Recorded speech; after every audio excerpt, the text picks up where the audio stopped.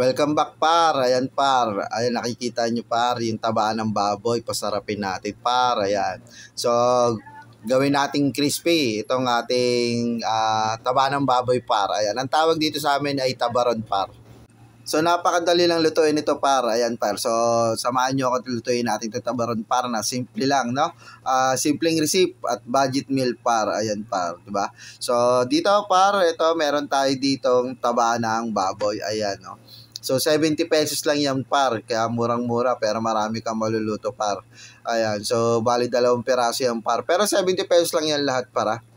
Ayan par. So ayan para itabi muna natin yan at hiwain na natin tong tabaron para. O, diba? Yung tabaron na tawag natin yan. O kaya ay taba ng baboy. So ganyan lang ang paghihiwa ko niyang para. Ayan, yung mga medyo pahaba para na medyo makapal para. At mag-i-impis yan par pagka yung ating naprito na. Ayan par. So ayan par, fast forward na natin para mabilis tayo, no? So bali ganyan lang ang paghihiwa niyan para ng itong ating taba ng baboy. Ayan. So, ganyan lang siya kalalaki par para mas maganda ang pag-ano natin par. Ayan. And then, ito naman yung isa pa nating taba ng baboy. Ayan par. So, ganun lang din ang paghihiwa niyang par. Ayan. Tapos, tabi na natin yung par. At dito par, kumuha tayo ng isa pang lalagyan par. Ayan, kung makikita nyo, ganyan lang paghihiwa natin par. At dito na nga par, ito yung ating taba. At kukuha tayo ng isang lalagyan dito par na medyo malalim-lalim par. At haluin natin kasi yan. Ayan par, diba? So ilagay natin dito yung mga pinaghiwa natin par. Ayan, maglalagay tayo dito ng konting asin par. Ayan. Tapos pamintang durog par. Ayan, syempre para pampalasa din yan par. Diba? So pagkatapos niyan par, maglalagay tayo dito ng ginisa mix para mas malasa siya par. Ito para yung isang sachet par nilahat ko na yan, diba? Para lasang-lasa siya par. At naglagay din ako dito ng crispy fry. Ayan. So isang sachet din ng crispy fry para mas may dagdag lasa pa. Ayan par. So hindi mo mapapansin na taba ng taba ng baboy par. Tapos hahaluin lang natin to par. Ayan par. So huwag kayong mag-alala para at yung aking kamay para ay bagong linis naman at kami lang din naman ang kakain ito par, di ba? So i-mix nyo lang yan para hanggang sa maghalo na yung ating mga ricado dyan par, ayan. At pagkatapos nga nyan par, ayan, maglalagay tayo dito ng harina. Syempre, di ba? Para magpantay yung lasa niya par, hindi yung sobrang siya kasi pagka purong crispy fry baka umalat naman, di ba? So kaya maglalagay tayo dito ng harina, ayan. Tapos hahaluin din natin yung par. Diba? So, napakasimple lang ng budget dito para at ganyan lang siya ang gagawin. So, ito na nga siya para yung ating minix na taba ng baboy. Ayan. So, syempre, magsisimula na tayo magluto rito par. So, ito na nga par. Ito ating kalan na malinis. So, bubuksan na natin to par. Ayan par. Lalagyan na natin ng apoy yan par. At ilalagay na natin dito yung ating maliit na kawali par. At hindi natin gamit ang paborito natin. Ayan. So, dito par, pag uminit na yung ating kalan par, ayan, lalagyan na natin ng mantika. So, 10 pisong mantika lang yan par. So, dito par, kung mapapansin nyo par, kaunti lang yung mantika na nilagay ko, no? Pero mamaya ay dadami yan kasi nga yung taba natin maglalabas pa ng mantika yan, 'di ba? Par dadami pa yung mantika. Ayan par, ay nilagay ko na nga par ng paisa-isa. Ayan par. So dito par, ang apoy nyo dito par ay medium heat lang, no, na hindi naman kalakasan par kasi mabilis lang to maluto par. Ayan. So, paglagay nyo nito, pag naglagay kayo dito ng nitong taba par, yung iba niyan maluluto na. Lalo na may crispy fry pa to, tapos harina harina, no? Ayan par. So, dito nga par, pag nailagay na natin lahat yan par, ayan, kung makikita nyo yung iba nag-brown na agad par, ayan, no? So, babalik ta rin lang natin yan par lahat, ayan. So, mabilis lang to lutuin par, mga isang lang to, mga 1 minuto, 2 minuto lang to par. Ganyan kabilis yung par, pero huwag kayong mag-alala par at yung ating taba ay hindi naman to makunat pag naiprito. So, malambot na agad yan par. Ayan par.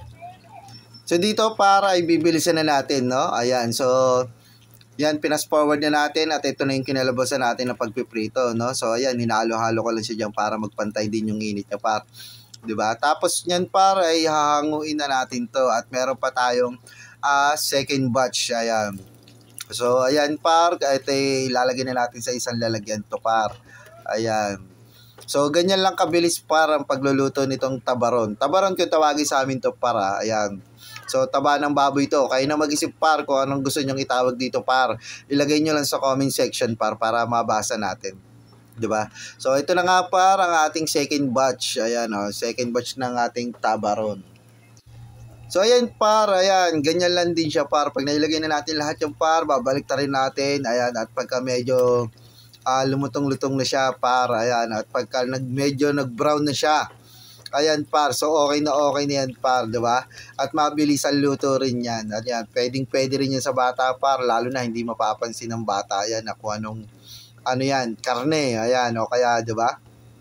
So, dito par, ito na yung ating last part ng ating tabaron. Ayan. So, bali nakatatlong batch tayo rito, di ba par? So, mabilisan na natin par. Ayan par, di ba? Okay na ulit yan. Mabilis lang din lutuin yan par. Diba? So par, kung nakabot ka dito par sa video na to par, sa part ng video na to par, ayan, paki-like naman ng aking video at paki-comment kung taga saan ka par at kung anong pwede nyong itatawag dito kasi sa amin para itabaron. 'Di ba? So ito yung ating finished product par. Ayan, so kitang-kita naman, no? At mukhang crispy talaga to par. At dito par, hindi naman nakakaumay kainin to par. Ayan. 'Di ba? Kung kita nyo par, ayos na ayos siya par. Ayan, no? O, pwede rin to par, pampulutan. Ayan. Kung mahilig kayo mag-inom at wala kayong pampulutan, ito mabilis na luto par. Ayan. At dito nga par, ay nagbahagya nga rin ako dito. Nagprito rin ako ng talong. So, mabilisan lang yan para at pinirito ko lang yung talong niyan. So, bali mga 3 perasong maliliit lang yan. Hiniwa ko lang yan. So, hindi na bago sa inyo to para at mabilis lang naman to lutuin. Ayan. So, dagdag ko lang to para. Dagdag pang-ulam ko lang to para. Ayan. So, dito nga para, ayan, gamitin na natin yung ating pangmalakasang plato dyan. Ayan. Yung banana leaves. Ayan. Di ba? Yung banana plate pala. Ayan. Banana plate. Ayan. So, yung sausawan natin dito par ay simple lang. So, suka na may sibuyas na may bawang at nilagyan ko ng konting oyster sauce. Ayan par. So, dito par, pwede kayo gumamit ng ketchup, Mang Tomas. Yan, nakadepende na sa inyo par kung anong gusto nyong sausawan. So, ito lang kasi meron ako sa bahay par, kaya ito lang ang ating sausawan. Pero masarap to kung Mang Tomas. Ayan, sa ating tabaron o kung anong gusto nyong tawag dito par. Diba? So, ayun na nga par, hanggang dito na lang ating video, hanggang sa susunod ulit. At kung bago ka pa lang sa aking channel par, ayan, please, palike ng aking video, mag-comment ka na rin par kung taga saan ka at kung anong gusto mong itawag dito sa luto ng ating taba ng baboy par. Ayan. So, maraming salamat din par sa mga sumusuporta par. Ayan, at sa mga bagong susuporta par. Ayan. So, huwag kalimutan mag-follow and subscribe par. At hanggang dito na lang. Ingat kayo palagi. God bless par. Ayan.